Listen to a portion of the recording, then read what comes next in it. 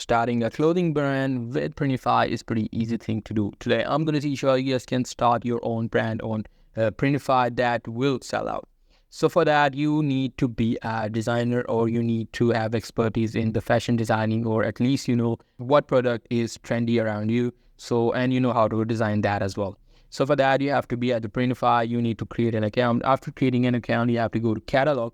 And in the catalog, you can select, either women's and men's clothing. Totally depends upon you. And after that, you simply have to select any of the product that you want to customize.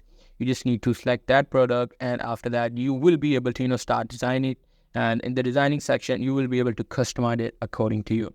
So you just need to, keep creating products according to you. Try to, create those famous trendy looks.